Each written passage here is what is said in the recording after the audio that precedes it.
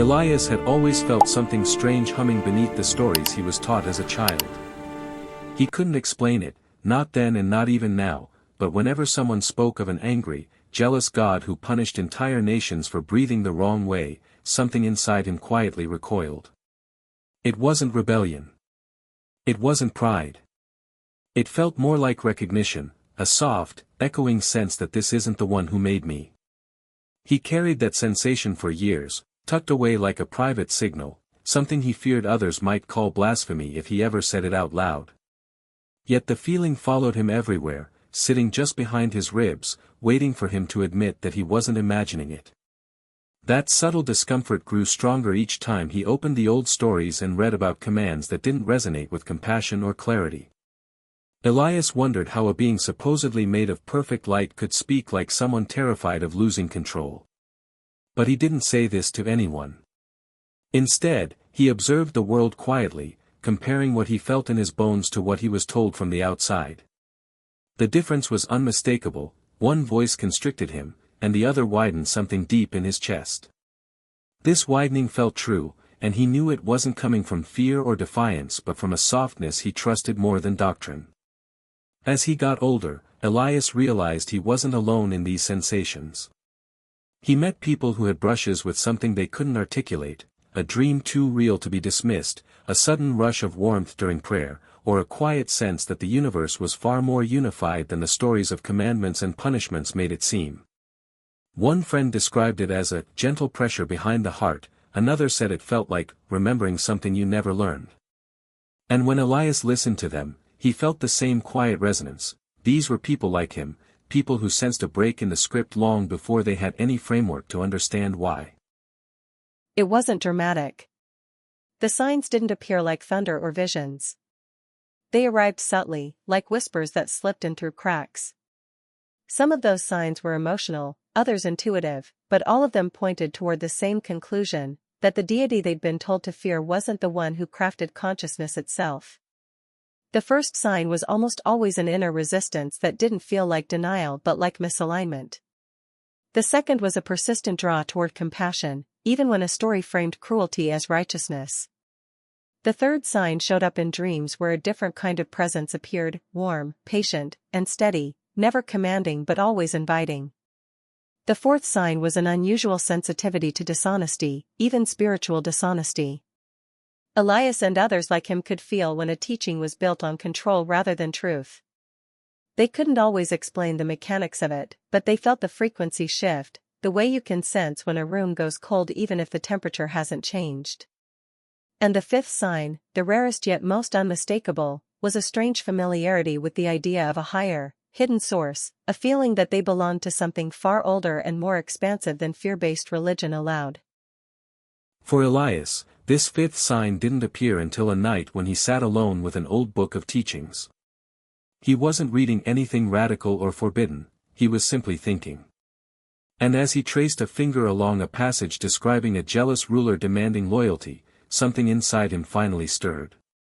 He felt a soft pulse under his skin, a feeling almost maternal in tone, something infinitely kinder than the voice on the page. That contrast hit him like a flood. He didn't see a vision or hear a message. It was quieter than that. A knowing rose gently from the core of him, a knowing that the true source wouldn't need to demand recognition. The true source radiated so naturally that recognition would come on its own, the way flowers turn towards sunlight without being told. Once that realization formed, he couldn't return to the old interpretations. Not because he wanted to rebel, but because something inside him finally clicked into place.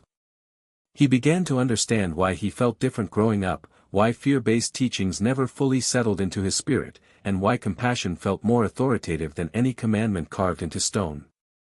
Something deep and ancient had been nudging him all along, trying to show him that not all gods were equal, that some were rulers pretending to be creators, and that the real source never needed to shout.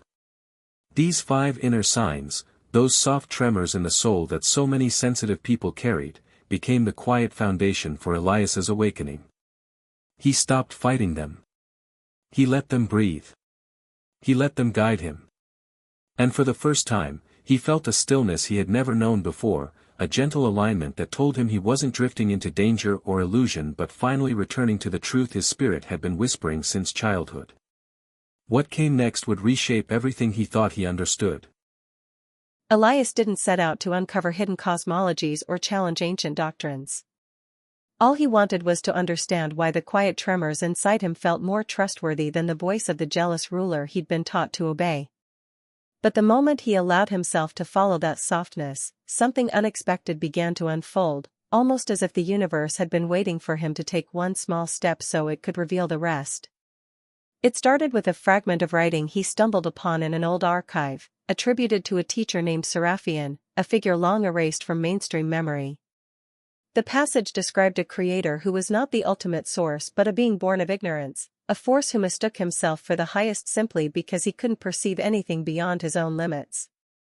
The words echoed something Elias had sensed but never articulated, that a false creator could exist, powerful, loud, commanding, but not the origin of consciousness. The more he read, the more pieces aligned. The stories he'd been raised with took on a different shape, like a painting that suddenly reveals a second image hidden beneath the first. The so-called almighty being who demanded worship, controlled through fear, and punished without mercy was portrayed in these suppressed writings as a ruler who mistook domination for divinity. Sarafhian wrote that this being, whom he called the artisan, crafted worlds out of fragments of light he didn't fully understand. And because he lacked connection to the true source, he built realms that mirrored his own incompleteness, beautiful, intricate, but tinged with imbalance. Elias felt a strange calm while reading. Not fear. Not excitement. Just recognition, like déjà vu settling across his mind. It explained why the world sometimes felt uneven, why suffering often seemed engineered rather than accidental. If the artisan was blind to the greater reality, then of course the structures he built would reflect that blindness. But the writings revealed something even deeper. According to Sarafhian, the artisan eventually proclaimed, "I am the only God, not out of malicious intent but out of ignorance, unable to perceive the luminous realm above him." This declaration, repeated throughout history, echoed into doctrines that later demanded obedience as proof of faith. As Elias absorbed this, he saw how the myth of exclusivity served the artisan's insecurity. A being disconnected from the true source would naturally cling to dominance. But what shook Elias most was how seamlessly this framework aligned with the 5 signs he had felt his entire life. The discomfort, the compassion, the dreams, the sensitivity to falsehood, the familiarity with a higher presence, they were not random. They were symptoms of remembering something older than the artisan's world. He kept reading. The writings claimed that long before the artisan shaped the world, luminous beings, children of the true source, existed in harmony, woven from unity and intention rather than command and hierarchy. But when fragments of their light fell into the artisan's domain, he shaped those fragments into humanity, imprinting his own fear-driven logic into their stories. Eden, the serpent, the fall, Sarafhian suggested these were retellings that hid a deeper truth, that humanity carried a spark older than its so-called creator. This wasn't rebellion. It was revelation. Elias felt the words settling into him like soft stones dropped into a lake. They didn't overturn his faith, they clarified it. They helped him distinguish between the ruler who demanded devotion and the source who radiated it.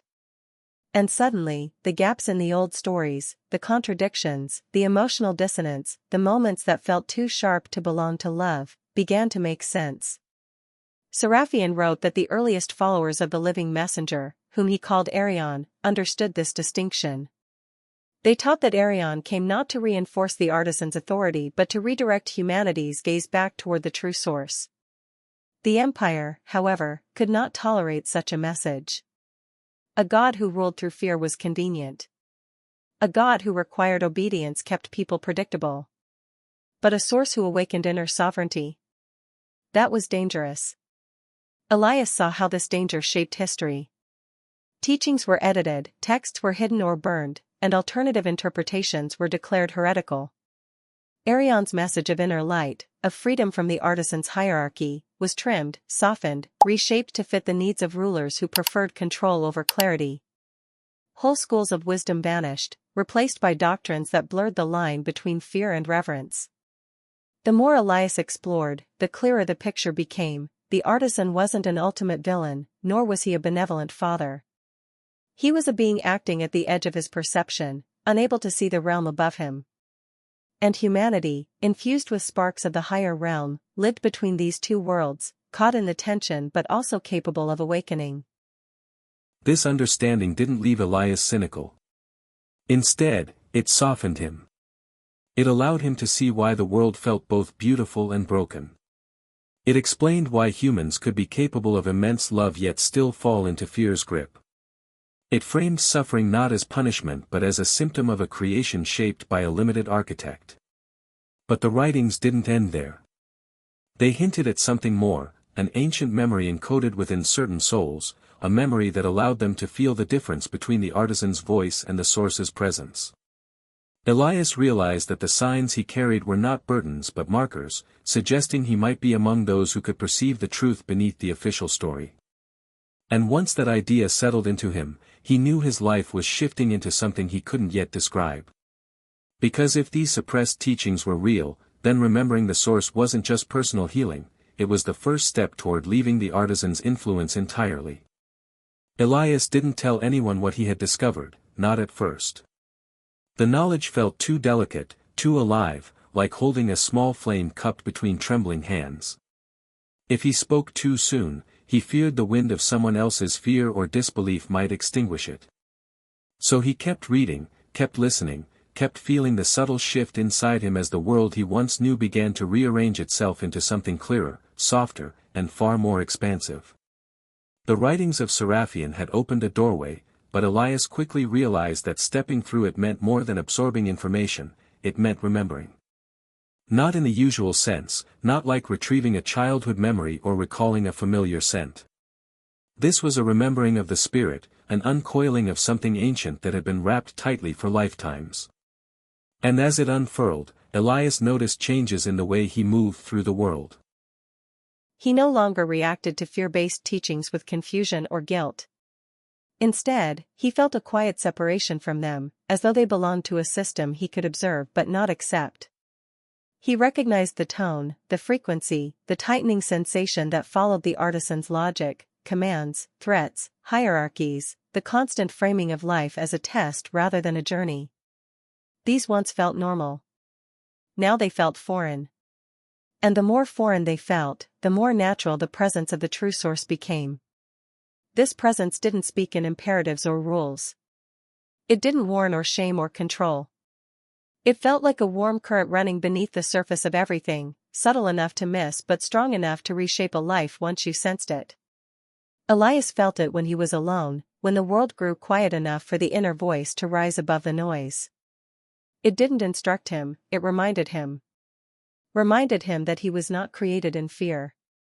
Reminded him that his consciousness came from a realm untouched by the artisan's limitations. Reminded him that awakening wasn't about rebellion, it was about returning. He learned to trust that presence more each day. It would rise gently whenever he drifted toward old patterns, guiding him back without reprimand. And as he leaned into it, he felt less like a seeker and more like someone slowly recognizing a home he had once known intimately.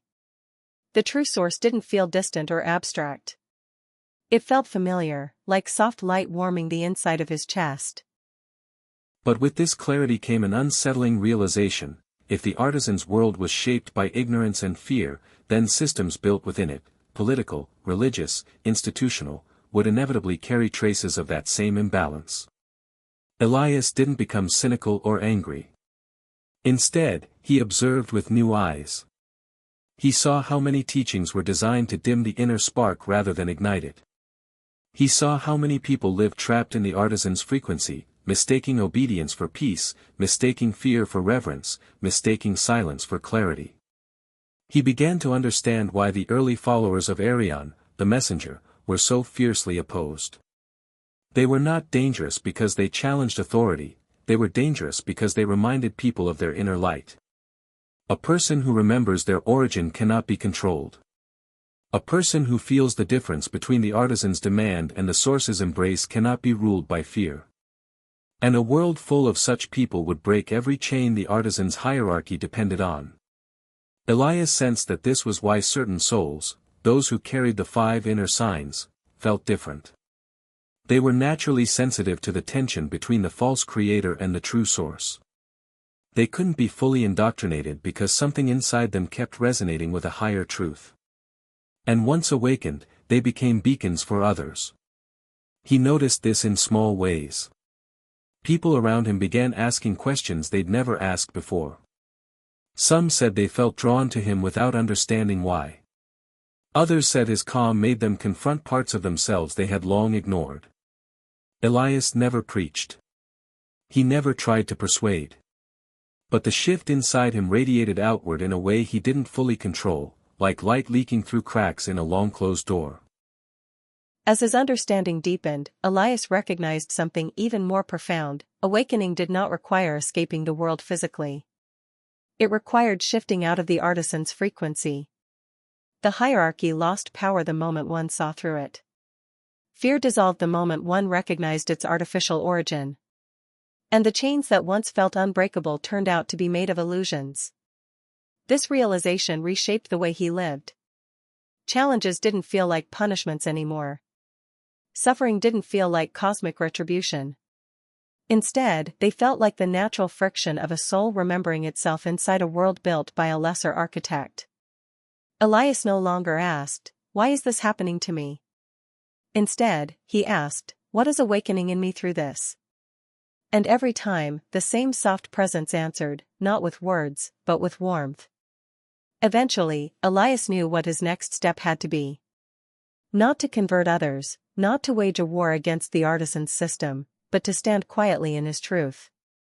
To live from the source's frequency. To embody the remembrance that Arion once taught. Because awakening spreads not through force but through resonance. And he felt something else too, something subtle, forming at the edge of awareness. A sense that his personal awakening was only the beginning, that others were stirring just as he had, that a larger unveiling was approaching. The world was shifting. The old structures trembled. The artisan's hold was weakening, not through battle but through illumination. Elias didn't know what would come next. But he knew he was no longer afraid of it. He was no longer afraid of anything at all. If you followed Elias's journey to the end, you've probably felt a quiet stirring inside yourself too. Not a dramatic revelation, not a booming voice from the sky, just a soft recognition, the same kind that guided him from confusion into clarity. And that's the heart of this story. Awakening rarely arrives as a shout. It arrives as a gentle alignment, a subtle knowing that the light within you is older than any fear-based doctrine, brighter than any system built to contain it. The distinction Elias discovered, the difference between the artisan's world of limitation and the true source's realm of unity, is not meant to divide or condemn. It's meant to free. Free you from the belief that suffering is punishment. Free you from the idea that obedience is the price of love. Free you from the fear that you are small, fragile, or dependent on forces outside yourself. The spark you carry is ancient, deliberate, and untouchable. And once you sense its warmth, even for a moment, you begin to move through life differently. Remember, awakening isn't about rejecting the world. It's about seeing it clearly. It's about realizing where the noise comes from and choosing to follow the quiet presence beneath it. As you step into this recognition, you don't need to force anything. You don't need to argue with anyone. You simply align with the frequency that has been calling you since before your birth, the frequency the early teachers tried to preserve, the frequency the world is finally remembering again. If Elias's story resonated with you, even subtly, your own awakening may already be in motion. If this video helped open something inside you, I'd love for you to stay connected. Sparkle subscribe to the channel so you don't miss the next part of this series. Thumbs up like the video to help it reach others who feel the same quiet pull. Outbox Dre share it with someone who might be ready to remember what they've always known. Your journey is just beginning.